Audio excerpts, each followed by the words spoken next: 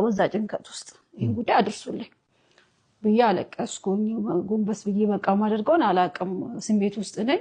ዜን መጨረሻ ላይ አሳዩን እስቲ ክላሷን አሉ እነሱ ማለት ነው። ሲጠይቁኝ ከፍቻ ሳይቻለው እዚህ ነው ብዬ ሲሄድ ይታያል አይደል ቪዲዮ ላይ አሳይቻቸዋለሁ። ይሄን አቀም ለፖሊስም እንዳመለከትኩ ነግሬያቸዋለሁ። እንደውም የፖሊስ ቁጥር ፊት ለፊታቸው ጠረጴዛ ላይ ነበር። ይሄን ነገር ያለው የፖሊስም ቁጥሩ እዛ ቁጭ ብሏል። ሌላም ልጅ ስላለ ልቀጥል ኦልሞስት ያለውን እንዲሁ እያወራን አራተኛ ጨርሰን ቤታቸውን ለቀን ስንወጣ እማዬ በመጣች ሰዓት ለህግ አሳልፈው ይስጧት ብለዋል። ለህግ አሳልፈው ይስጧት። እማምላክ የእርሶም እናት አይደለችም ወይ? አዎ እሺ ልጆቼ ደግሜ እማዬ አሁን እኛ ስንወጣ ሰዎች ከመጡ መጀመሪያ እኛ ጋር ይደውሉ። እኔ ከማንም በፊት ቀድሜ ደርሳለሁ። እኛም ይህን የእርሱን ትክክለኛ አድራሻውን አንናገርም ለደህንነቱ። እኔም ልጆት ነኝ ብዬ ይደውሉ ብያቸው ቤታቸውን ለቄ ወጣው ብለዋል። ሲወጡ ከነጋሽ ጋር ተመልሰን እንመጣ እንችላለን። ስለዚህ ይሄንን ብለዋል። ስንወጣ ከኔ ጋር የነበሩት ልጆችም ጥሩ ስሜት ባልሆነ ነው የወጡት፣ አልቅሶም ነው የወጡት ይላል።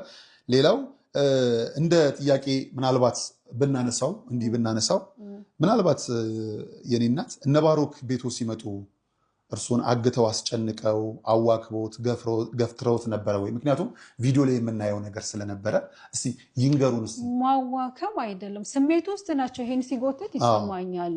እነሱ ያው ስሜት ውስጥ ናቸው። ያው ሲመጡ የህግ እንትኖችም ከውጭ እንዳሉ ተናግረዋል። አሉ አብረውን የህግ እንትኖች ብለዋል ሰዎች። ስልክ የሚደወልላቸው ስልክ አለ። ኑሩ አይኑሩ ሰዎቹ አልገቡም። እነኛ ከውጭ ግን የህግ ሰዎች አሉ ብለዋል።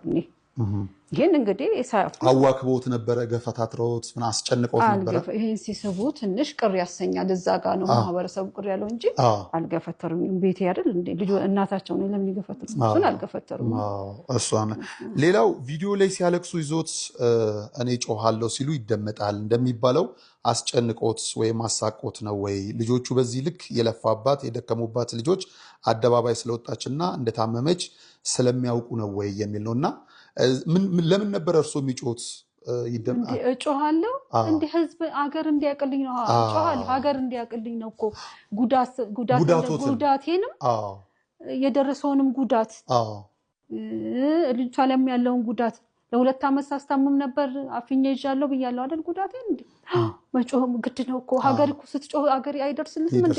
ህዝብ አይደርስልህም፣ ወገን ይደርስልሃል። ስለዚህ የእናትነት ስሜት ነው እጮሃለሁ ያሉት። የደረሰው ጉዳት እነሱ መተውኝ ምናምን አይደለም አይደለም። እጮሃለሁ ጉዳቴን ነው እጮሃለሁ ያልኩት እዚህ ጋር ኃጢአት አላወራም። እሱ ነው። እኔ አሁንም እኔ የምናገረው ልጆትን እንተውና በሌላ ሰው ደርሶ እንኳን ቢሆን በመጀመሪያ ጩኸት ነው የሚያሰሙት። እጮሃለሁ ነው የሚሉት። እኔ ለምን አልጮህም? እጮሃለሁ ነው ያልኩት። እኔ እየተረዳው እንዳለ ከመጀመሪያ ከንግግራችን በፊት ልጆን ከማስጣሎት በላይ ስለ ድንግል ማርያም እንደዛ መሆኑ የከፋውትን ነው እኔ የምረዳው እንጂ ልጄን